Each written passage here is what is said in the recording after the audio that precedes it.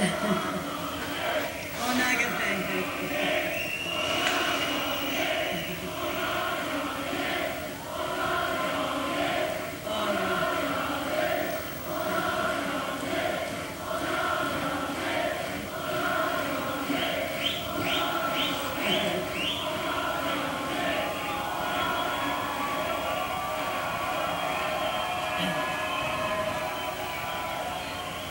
Quelle belle dose d'amour! Alors, en tout premier lieu, permettez-moi de remercier chaleureusement les gens de Charlevoix, Côte-de-Beaupré, Île d'Orléans. Ils m'ont donné leur confiance. J'ai été la première chef élue dans cette assemblée par les gens de Charlevoix. Alors je leur dis,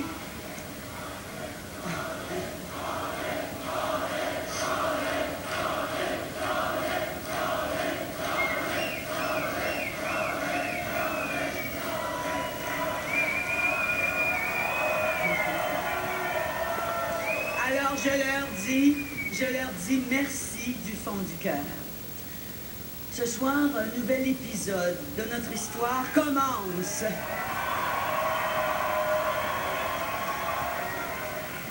Et je souhaite que ce soit l'occasion pour nous tous de retrouver notre fierté comme peuple.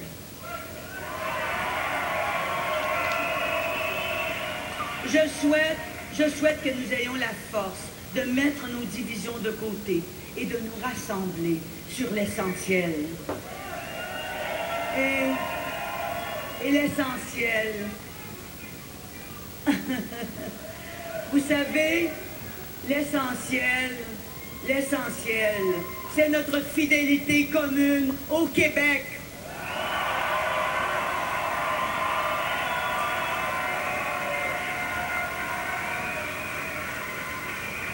Il semble que le Parti québécois dirigera un gouvernement minoritaire.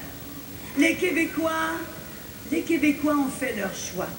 Nous allons respecter ce choix en gouvernant avec tous les autres élus de l'Assemblée nationale du Québec.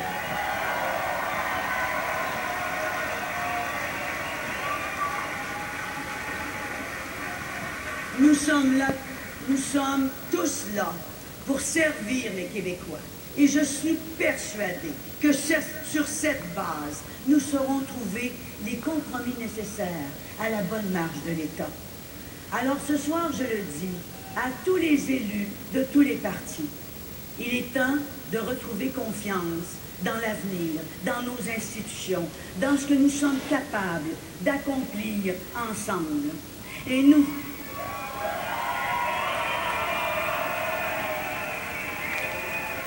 il nous faut retrouver la confiance envers notre gouvernement, le gouvernement national des Québécois.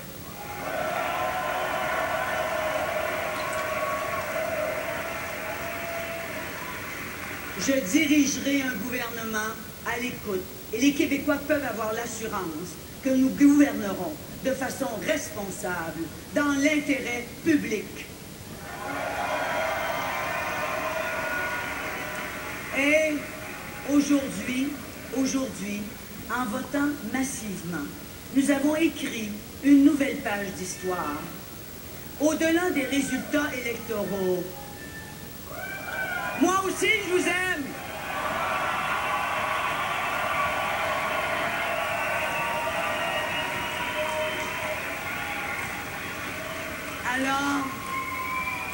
Alors, au-delà des résultats électoraux, il y a une victoire commune que nous devons savourer. C'est celle de millions de personnes qui ont aujourd'hui exercé leur droit de vote.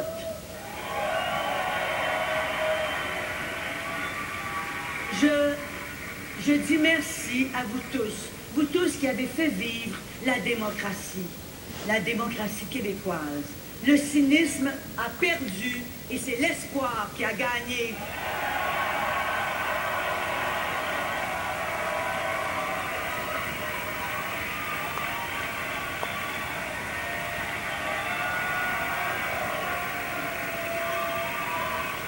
Et ce soir, il faut saluer les efforts, le courage des acteurs principaux, tous les candidats de tous les partis. Vous avez fait honneur à la politique. Et j'aimerais aussi saluer les chefs de tous les partis. Nous avons tous, oui, même M. Charest, nous avons tous donné le meilleur de nous-mêmes. Un peu plus tôt, j'ai téléphoné à M. Charest. Et ce soir, j'aimerais ça. Je sais que vous êtes enthousiaste. Laissez-moi juste vous parler. Je vais baisser, je vais parler tout bas. Ah, je pense que ça va marcher. J'ai parlé il y a quelque temps maintenant à M. Charest. Et ce soir, je crois que nous devons mettre le passé derrière nous et saluer l'homme qui a exercé cette fonction si exigeante pendant 9 ans.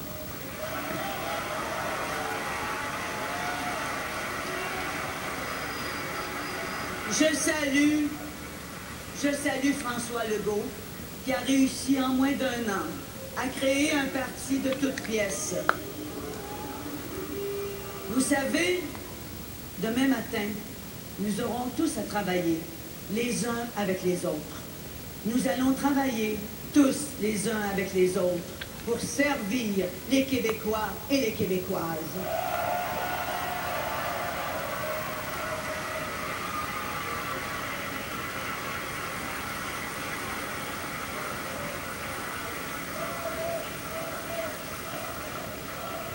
Je suis triste ce soir pour Nicolas, mais dans le loin, la démocratie a parlé et je veux féliciter Françoise David.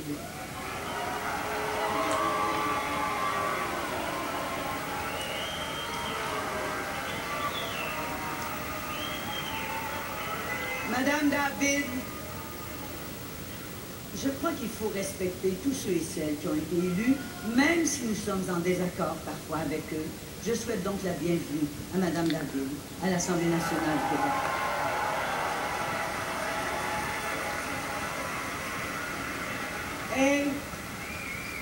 Et une autre page s'ouvre sur l'histoire de notre peuple. Pour la première fois, le gouvernement du Québec sera dirigé par une femme.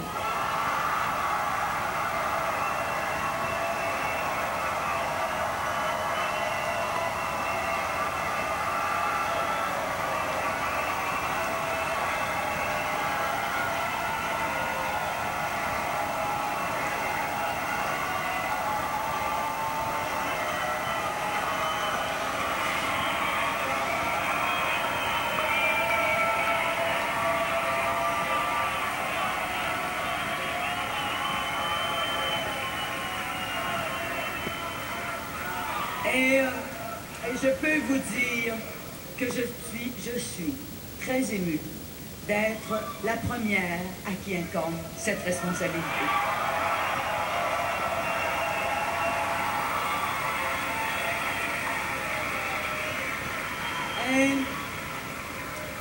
Et j'ai une pensée, vous le comprendrez, j'ai une pensée pour mon mari, pour mes enfants, qui m'ont soutenu durant ce long parcours, dans les pires moments, comme dans les meilleurs moments.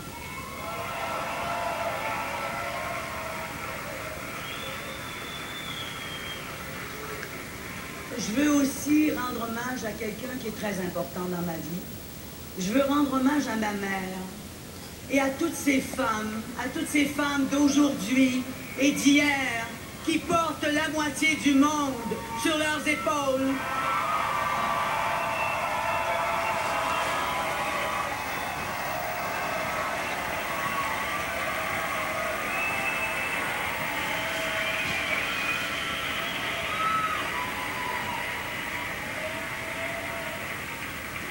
Et je dis à toutes ces femmes qui m'écoutent ce soir, j'essaierai de nous faire honneur.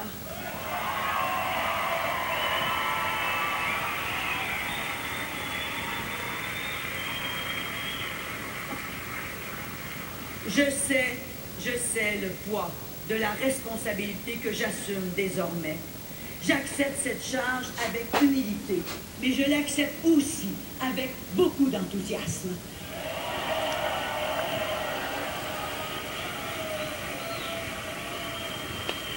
Et si j'ai une si grande confiance, c'est parce que je partage cette responsabilité avec une formidable équipe de députés du Parti québécois,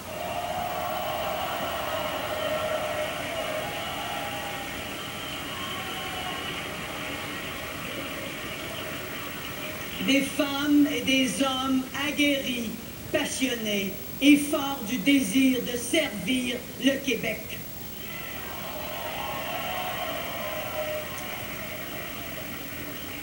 Je veux ramener la paix et gouverner avec tous les élus de l'Assemblée nationale. Je serai la première ministre, entendez-moi bien, je serai la première ministre de tous les Québécois, y compris de la jeunesse québécoise.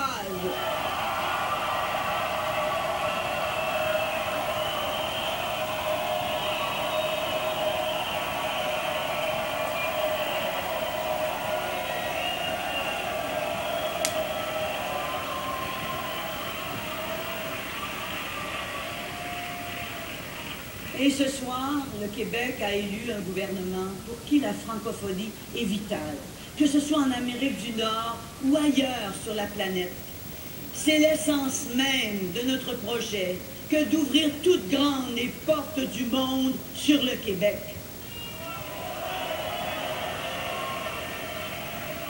Et j'aimerais vraiment avoir votre attention. Je voudrais dire ceci à nos compatriotes québécois de la communauté anglophone. Et je voudrais que vous m'entendiez bien. To my fellow Anglo-Québécois, I say, don't worry, your rights will be fully protected. We share the same history, and I want us to shape together our common future.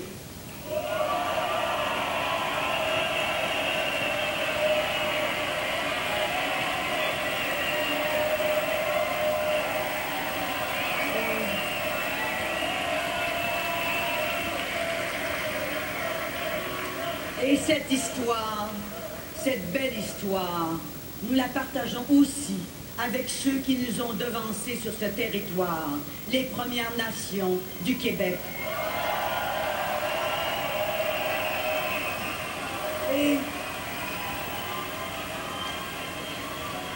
Et je veux leur dire que je souhaite de tout cœur que nos relations, de nation à nation, soient de plus en plus étroites, fructueuses et harmonieuses.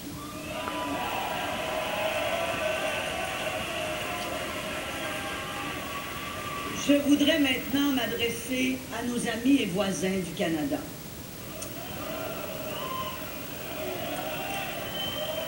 Entendez-moi bien.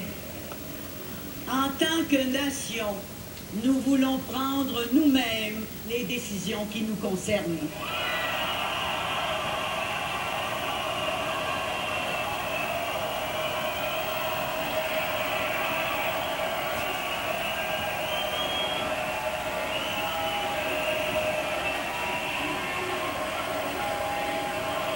On veut un pays.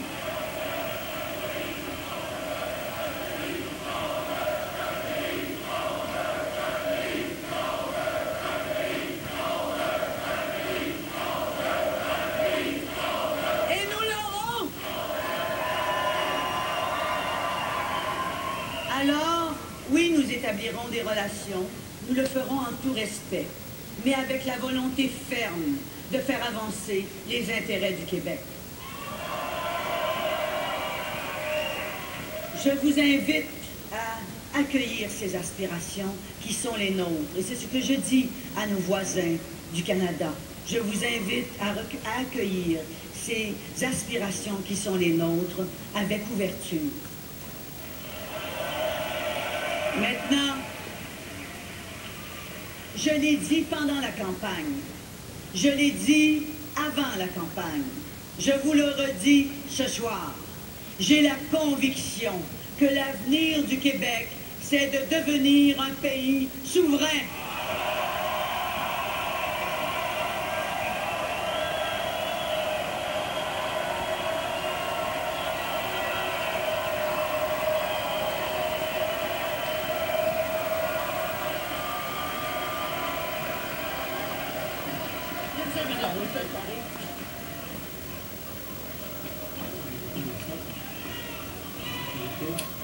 Alors, bon, je pense qu'il y a eu une question de sécurité. Là. Les gardes du corps sont oui, arrivés. Les gardes du corps sont arrivés très rapidement pour sortir Mme Marois de la place. On ne sait pas trop ce qui s'est passé. Alain, avez-vous vu ce qui s'est passé très rapidement? On est venu chercher Mme Marois.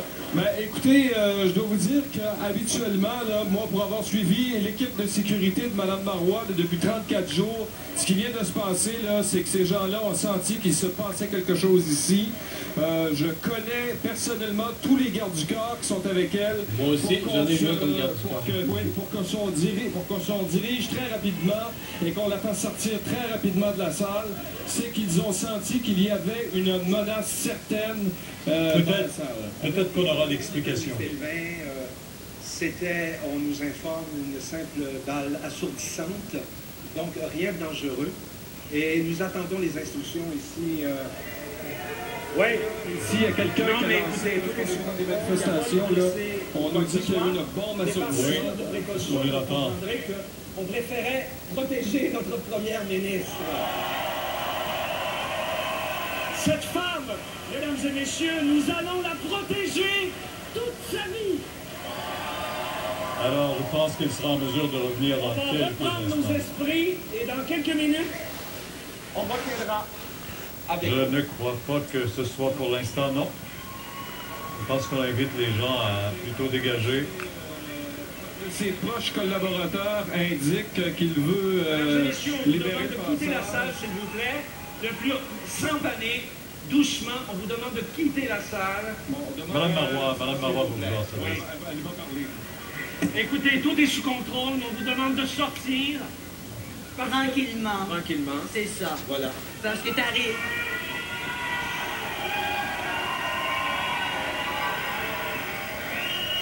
Il est arrivé un petit incident malheureux.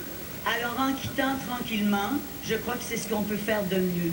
Moi, j'ai le goût de vous dire, allez-y lentement, pour pas que les gens soient bousculés, n'est-ce pas? Et je veux vous dire du plus profond du cœur, un merci d'être là avec moi ce soir. Merci. Merci. Voilà qui vient un peu gâcher cette Merci, et s'il vous plaît, fête veuillez quitter la salle. du Parti québécois ce soir. Madame Marois, qui est la première femme première ministre et qui doit quitter la salle. Bombe assourdissante. Alain qui a été lancé dans la salle. Mais on voit qu'on appelle tous les gens à sortir. C'est ce qu'on dit, Pierre. On dit une bombe assourdissante, mais une bombe assourdissante, habituellement, on ne demande pas à la salle de sortir. Là. Alors, il y a peut-être quelque chose d'autre. Mais on voit que les agents de... Je vais aller aux informations. Oui, allez aux informations. Évidemment, l'équipe de sécurité, un de ceux-là a été, quand j'étais chef de position, mon garde du corps, ils ont des ordres très stricts de ne prendre pas le moindre risque. Évidemment, à partir depuis quelques minutes, ils protègent la première ministre du Québec. Il n'est pas question de prendre le moindre risque. On peut imaginer le genre de protocole de sécurité qu'ils ont à respecter. Mais on ne pense pas que sa sécurité... Alors, elle semble vouloir revenir. Attendez-nous quelques minutes, on croit qu'on a contrôlé l'incident. Son mari, M. Blanchette, qui est à ses côtés. Très heureux, certainement, de voir que Mme Marois a tenu bon contre vents et marées et qui, encore ce soir, même ce soir, l'individu a été arrêté, nous dit-on, là, celui qui aurait lancé cette bombe assourdissante. Alors, quand Mme Marois vient de nous dire qu'on a contrôlé l'incident, c'est certainement pas de cette façon qu'elle s'attendait de livrer son premier discours à titre de première ministre. Alors, on la voit discutant, négociant avec ses gardes du corps présentement. C'est sa mère qui est à ses côtés aussi, que l'on voit. Elle est là, sa mère. Elle s'approche donc de Mme Marois, tous ses enfants qui sont avec elle aussi. Alors, on va leur laisser finir de maîtriser la situation. Tout le monde reste très calme. C'est un exemple d'une femme chef d'État. Voilà.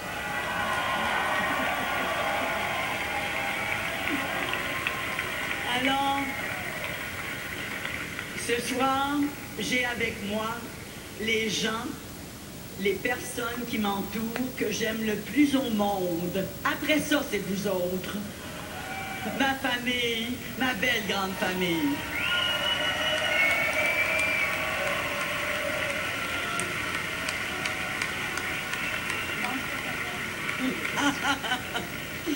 Et là, j'aimerais ça, inviter les députés, les candidats et candidates à venir me joindre. Et Alain Laforêt, je ne sais pas si vous êtes toujours là, Alain, pendant que Mme Marois accueille ses candidats, candidates, ses députés qui ont été élus. On nous dit que cet incident, un homme a été arrêté. Il était en possession d'une arme. Alors, c'est pour ça que très rapidement sont intervenus donc les gardes du corps, les agents de sécurité, pour rétablir l'ordre, d'abord protéger Mme Marois. C'est pour ça qu'on l'a amenée rapidement en arrière-scène. Plusieurs subissent sa défaite, plusieurs sont élus, parmi les personnalités qui sont élues. Et là, saluer, on voit Nicole Léger qui est là, qui jouera certainement un rôle. On a vu Nicolas Marceau, on en a vu d'autres également qui sont sur la scène. Le Néo, là. Oui, le jeune Néo Blouin, Bureau Blouin. Et le saluer Nicolas Girard, qui a été battu dans le coin par Françoise David. C'est une énorme perte pour le Parti québécois. Un des meilleurs députés. Dans l'opposition, c'est lui qui avait sorti le dossier des garderies, qui avait donné du fil à retordre au ministre des Transports. Un gars qui n'a pas la tête enflée, qui est dans ses dossiers, travaillant. C'est un des meilleurs au Parti québécois. Monsieur Duceppe et Sophie, vous pouvez nous parler bien sûr de tout ce que l'on voit maintenant, de la façon dont on a vécu ce moment d'émotion, certainement. On est encore un peu secoué, je vous avoue. Hein, monsieur Duceppe, c'est vraiment du jamais vu, un événement comme celui-là. On parlait de faits historiques ce soir. La première ministre, bien sûr, mais là, première femme, première ministre, mais ça, on n'avait jamais vu ça non plus, là. Et je pense que les gens ont réagi rapidement, mais ce que j'ai remarqué dans tout ça, c'est le calme de Mme Marois.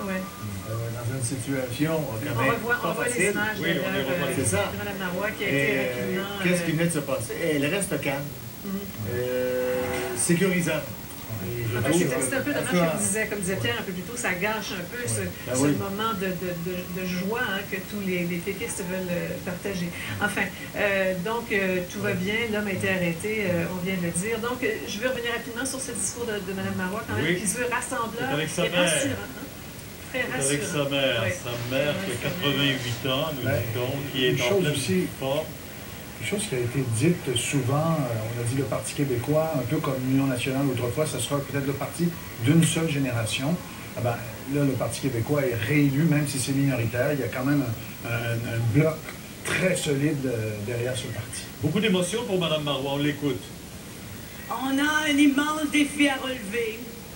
C'est d'agir de façon responsable pour servir nos concitoyens et concitoyennes, faire avancer le Québec, s'assurer qu'on offre des réponses réelles aux familles du Québec, aux jeunes du Québec, aux personnes âgées du Québec. Et pour ce faire, j'ai une équipe, parce que j'ai pas terminé de tout dire ce que je voulais vous dire tout à l'heure. J'ai une équipe exceptionnelle. Ils sont pas tous là ce soir. Il y en a qui ont été élus aux îles de la Madeleine, à Gaspé, à Bonaventure,